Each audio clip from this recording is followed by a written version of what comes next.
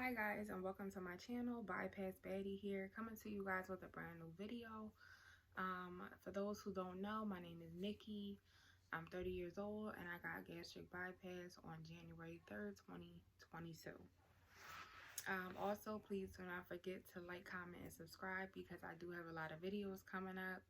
Most of my videos now will probably be post-op videos, but I'm hoping in the future I could do what I eat in a day. And when I start buying new clothes, you guys can, check out the fashions and let me know what you think about it. But I do want to do a lot of different things on here. I don't just want to talk about my gastric bypass experience, but it will be concerning overall, my surgery. But yeah, so I had gastric bypass surgery on January 3rd. I was told to be there at 9:30 a.m. So I was there. I was actually there a little earlier. I got there about 9. I went back and they immediately started prepping me. Immediately put IVs in my arms. I'll post a picture of surgery day of what I look like, and I had my mask on and my gown. But yeah, they prepped me. They took some blood work and my man was in there, but then I ended up telling him to leave. But yeah, I was in there and they also took my weight. My starting weight was 323, and after the 2-week pre-op diet, I ended up weighing in at 308. So your girl did her thing, okay? Like that's a nice amount of weight to lose in 2 weeks, okay? So I was impressed with myself. My surgeon also came in and was like, "Girl, you lost a nice amount of weight." I was like, "Thank you," because as I said in my other video, I was cheating, not all the time, but I cheated a couple times. So I was very nervous about like the outcome of what my weight was going to be. But yeah, so I had some IVs or whatever. And I would say about my surgeons, the nurses who would be in the operating room, the anesthesiologists, they all came in one by one and kind of introduced themselves to me, which I thought was really nice. Everybody was so sweet. I mean, that surgical team, from the nurses, from me checking in, like the lady at check-in, she was nice. I highly recommend Jean's Hospital in Philadelphia. It's a really nice hospital. Throughout this whole process, it's been a little bumpy towards the end of me almost getting my surgery canceled. But other than that, I never really had to schedule any appointments. They schedule all my appointments for me, and they just been absolutely amazing. And I highly recommend this hospital. If you're getting any type of surgery, I would definitely go with Jean's surgery department. So yeah, so I would say at about 11:40, I ended up texting my mom, my grandmom, and all of them. "I love y'all." I had them in a group text, my man. I said, "I love y'all. I'm about to go back." So I ended up going back. I was not nervous, y'all. I don't know why. Like maybe because I just had faith that everything was gonna be okay, because like I said in my last video, I had received like confirmations from God that I was supposed to get this surgery. So I said in my mind, even if things go wrong, I know at the end of the day, the outcome is going to be amazing, because he let me know through scriptures, through other people, that I was supposed to get this surgery and that it was going to be okay. So I wasn't nervous. I was ready. I was excited. I even had got my feet done the night before, which I'll probably insert a picture of my feet maybe over here somewhere so y'all can see. Mind you, they did say that I could get my nails painted, but I had to leave this one clear so that if they needed to take my post or post socks, put the thing on, that they could do it. And they didn't mind me getting my feet painted either. So I had got them painted red, got some acrylic on the toe, because I was like, if I would be in pain, at least I could look down and say, "Damn, your toes look good." Like, So, yeah, they also made me take out my piercings. All my piercings had to be taken out before surgery. So I did that. So we were on our way to the operating room. And like I said, I wasn't nervous. We got in there. They had laid me out on there. I had to stretch my arms out. And what else did they took my pulse? They put an oxygen mask on me. They didn't really tell me when they were going to start. They just said, "Hey, do you have any questions?" And I said, "No, I trust you guys." So They said, what surgery are you getting today? Just to confirm that I knew what I was getting. Make sure they're not giving me something else. They also asked for my name, date of birth, just to make sure I knew, just to make sure they had the right patient and stuff like that. So I said, yes, my name is so-and-so. I'm getting gastric bypass. My date of birth, 11/03/1991. So they said, okay. And next thing I knew, I was out of it. I don't remember anything else after that. Nothing else. I just knew that when I woke up, like my eyes were kind of open and I looked at the window and it was dark. So I went in the operation room at 11:40. My surgeon told me it took 2 hours. So I guess when I came out, maybe by 2:30, I was asleep. That whole time, knocked out. My man did take a video, so I will insert a video right now just to show y'all how I was. So here goes the clip. She's sleeping. Post-surgery.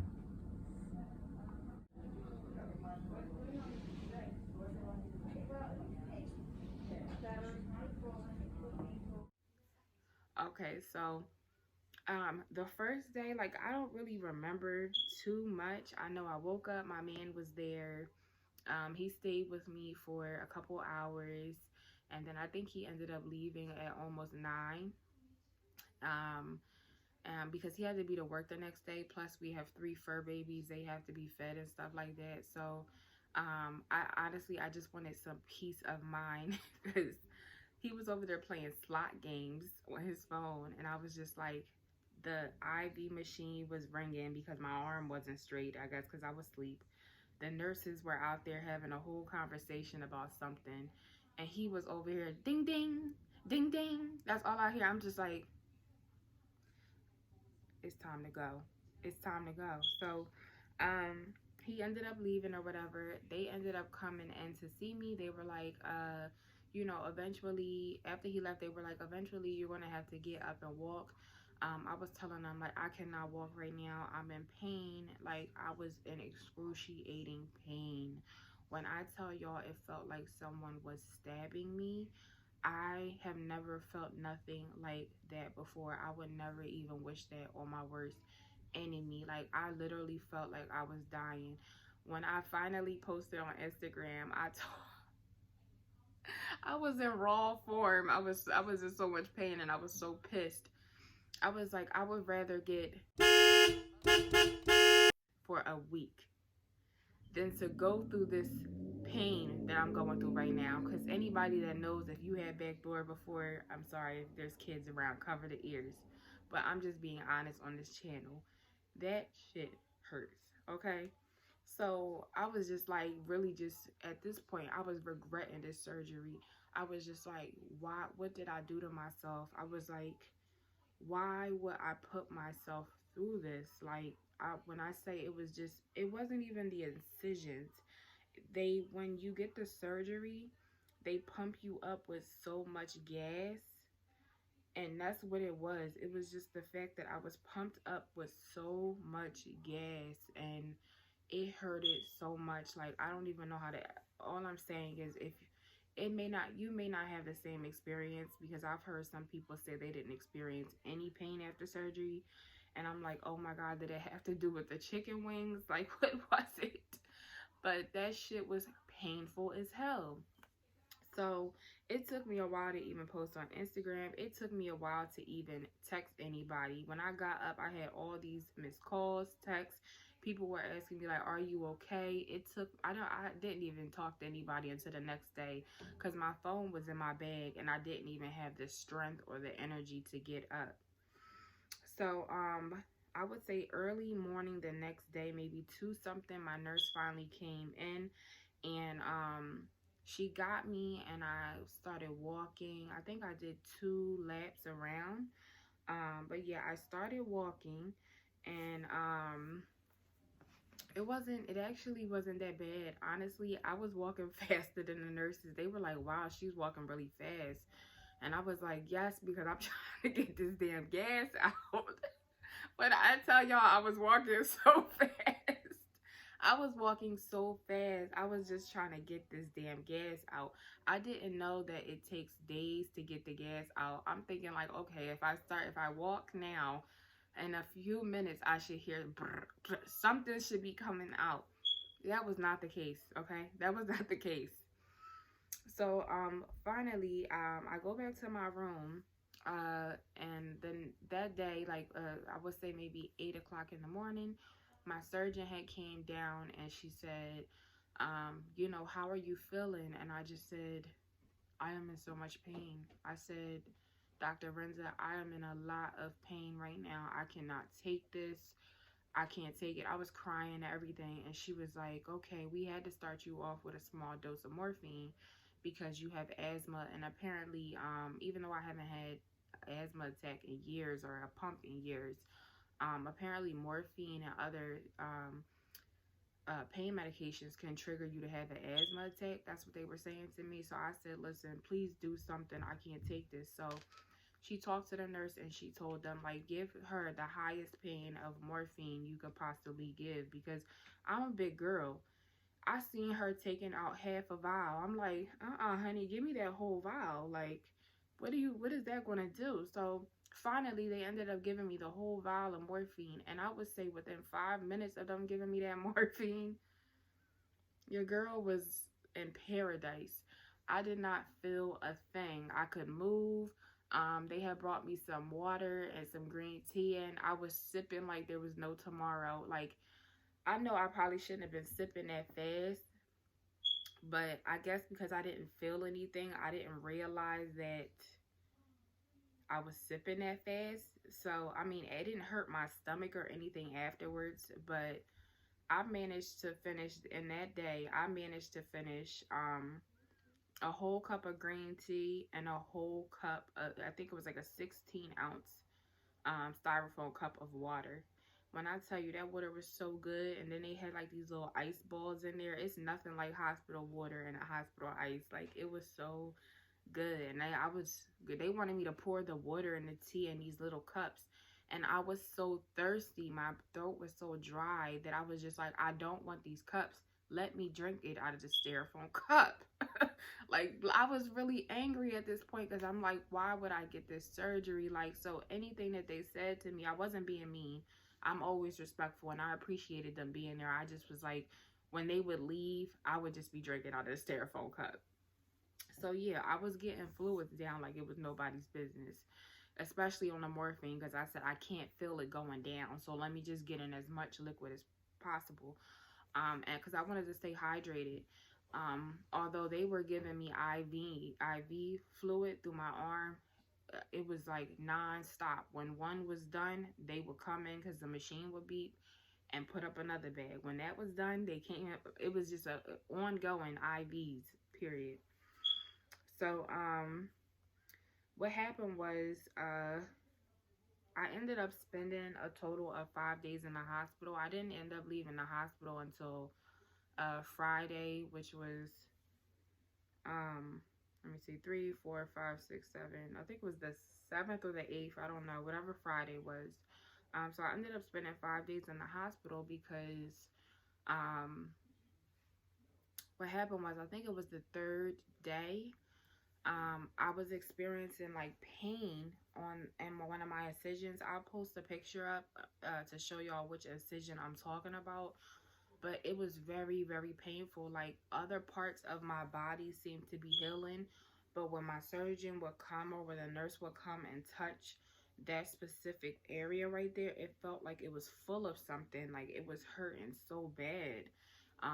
So it was to the point where I had a binder on, and I even had to take the binder off because it was excruciating to have that on, even with the morphine. So I explained that to them. So when she came down and felt it, they could feel that it was like really, really, it was hard right here. Like, really, really hard. Like, it was very bloated in that one area. So they said to me, we think that you may have internal bleeding.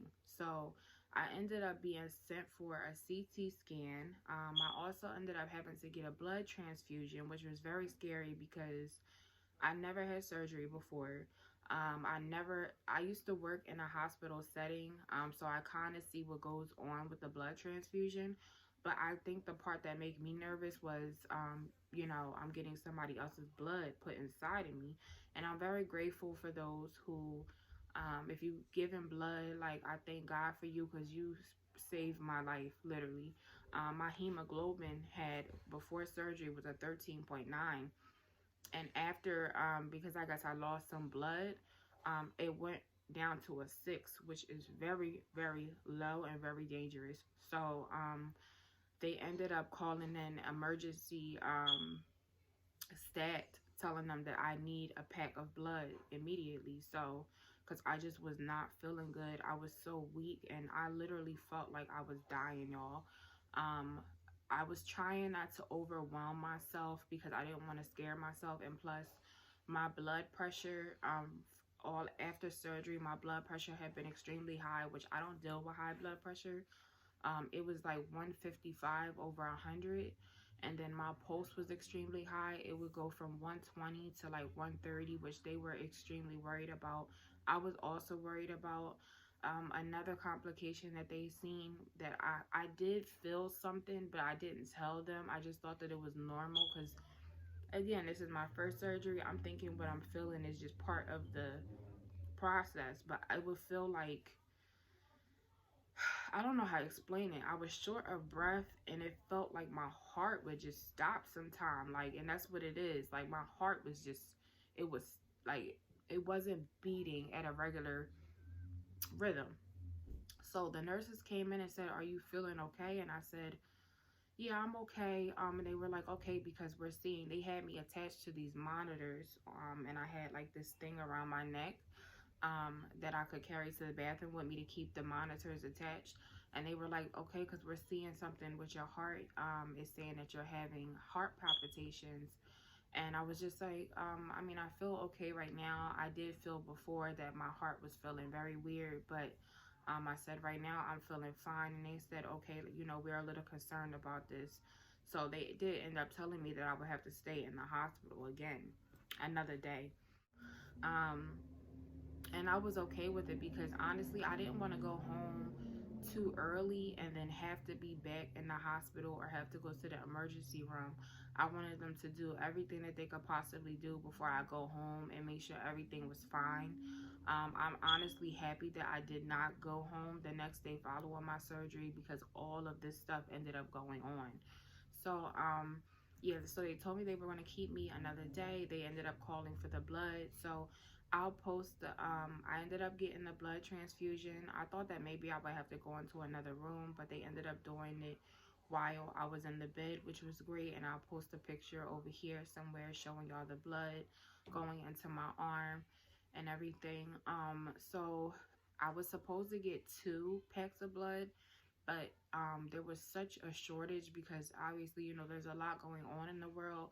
So many people needed blood, and I was honestly just grateful to get the 1 pack because it's hard right now, especially with COVID and everything going on. So they were like, "I'm sorry, we were only able to get the 1 pack of blood, so let's just hope and pray that this does you well." So after they did the blood, usually when you get a blood transfusion, you are not supposed to get blood work for 2 hours, but they wanted to see if the blood that I was receiving into my body was leaking out into that area that I told you. So they had a nurse come in there and draw blood. I would say maybe 40 minutes after the blood transfusion. She drew the blood, and then I ended up getting a CT scan. I went down there the first time, got the CT scan, and that's when my surgeon said, "Yeah, we can still see blood, but we need you to go down there and get another one to see if the blood is active or if it's old blood." So that kind of scared me because I'm like, well, why didn't they see it the first time? So I ended up going back down to the CT radiology. They did another CT scan. I waited about 30 minutes, and that's when they told me, the doctors came in and said, "You did have some leaking, but it was just old blood. You're not bleeding anymore." I was so happy because my surgeon told me we may have to cut you open again, and I'm like, oh my gosh, like, it's already too much going on. I'm already in so much pain. I do not want to be cut open again. Like, Lord, please, please, I hope this is not active bleeding. So yeah, so after that, everything was good. They were still tracking my pulse because, like I said, my pulse was extremely high. I was able to take down the green tea and the water, which was good. And I was also able to actually get up and walk around. So every night, while the days that I were in there, I got up at least twice, walked 2 rounds or whatever. My nurse would be with me walking around. She was so nice. Her name was, it was just weird. The hospital name is Jean, and her name just happened to be Jean. And she was, I think, a Mexican lady, and y'all, she was so funny. She was so nice. She was like, listen, don't be scared to fart, okay? If you have to fart, fart, okay? We love to hear it in here. I was just like, I love her personality. She made me feel so comfortable. But it was weird because even though I was walking, I still was not able to pass gas. I had not removed any, I had not passed any bowels. I had not passed any gas. I was burping a lot though. I was burping a lot, and I was happy to be doing that. I was like, okay, maybe this will help, but it wasn't. It wasn't until the day before I was about to leave, which was Thursday. I was walking, and that day I did 2 laps, but I walked 3 times each lap. And next thing I know, I'm in my bed, and it's just like it was just coming out. I was so freaking happy when I was like, thank you, Lord. I was like, thank you, Lord. Let's do it some more. Do it some more. Like, I was so happy to be passed. I never thought that I would be so excited to pass gas. Like, I was extremely, extremely happy. By that day, I will say, with them giving me the full amount of morphine, they also were giving me crushed up Percocets that I will put in a little cup of water. That worked extremely fast. I didn't feel anything. So the last couple of days, I was in heaven. I was in paradise. I still felt a little pain, but it wasn't as excruciating as it was that very first day. So, yeah, I was very happy about that. Even though it wasn't the best journey, I had a lot going on with my hemoglobin being low. My potassium was super low, which they had to give me IVs with potassium to boost that up. Um, I was still happy that I got through it. I still, at this point, kind of regret the surgery because I'm just like, baby girl, why didn't you just go to the gym? Like, you have a gym down the street. Why you ain't go to the gym? Like, why you just couldn't cut out some snacks, some pasta? You've done it before. Why couldn't you just stick to it? Like, I just, ask myself questions like that. I'm hoping in the future my mindset changes and I'm happy with my progress. I'm thankful that I was still able to get the surgery. And I know that at the end of the day, it is going to change my life for the better. It was not easy, y'all. It was not easy. Anybody that tells you that this is easy, honey, it was not easy. If anybody comes to my face and tells me that this is easy, they may just get these hands.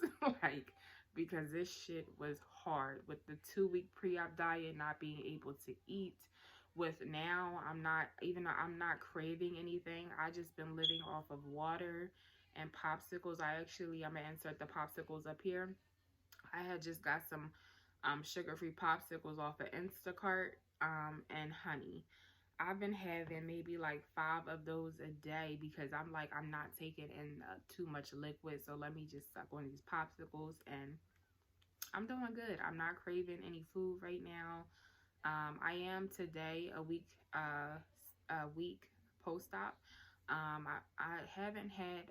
I think today I was supposed to start my full liquids, but honestly, I'm not ready for my full liquids. I do have an appointment coming up on the 13th. I'm going to talk to my surgeon, and maybe by then I'll feel a little better with taking in and moving on to the full liquid stage. But right now, I think I'm doing okay with the water and the popsicles. I do realize that when I move, if I move a little too much, I feel like I'm going to pass out, maybe because I'm not taking in that much. I just have to tell myself, like, Nikki, take your time. Like, go slow, because otherwise I immediately get a headache and I feel like I'm going to pass out. I also been noticing at the same time every night. I don't know if this has something to do with how they put the tube down my throat. I wasn't really experiencing this in the hospital, but I'm experiencing it now.